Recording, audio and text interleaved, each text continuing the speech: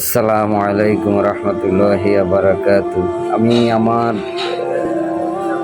জন্মলগ্ন থেকে আমার যতটুকু বয়স হয়েছে এর মধ্যে আমি প্রত্যেকটা সময় আমাদের গ্রামে ঈদ করার চেষ্টা করছি এবং ঈদ সবসময় করছি, কিন্তু কোরবানির ঈদ বাড়িতে করি না। কারণ হচ্ছে আমি ঢাকায় কোরবান দিয়ে থাকি এবং রোজার ঈদ আমাদের পঞ্চগ্রাম যে ঈদগাহ আছেন ঐতিহ্যবাহী ঈদগাহ, ওই ঈদগাতে আমরা প্রত্যেকের পাড়া প্রতিবেশী বন্ধু বান্ধব ছোট বড় সকল ভাই বেড়াদেরকে নিয়ে ওই ঈদগাহে নামাজ পড়ি।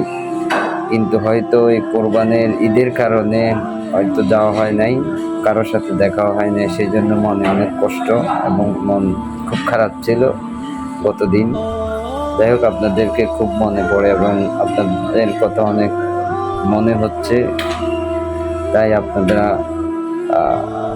মন খারাপ করেন না। হয়তো কোনো একদিন কোনো এক সময় আপনাদের সাথে আবার দেখা হয়ে যাবে, সেই জন্য আপনাদের কাছে ক্ষমা প্রার্থী।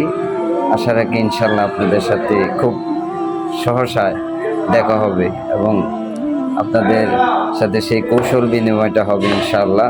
যেহেতু বাড়ি আসবো, যে কোনো সময় আসতে পারি, তাই আমার জন্য দোয়া করবেন।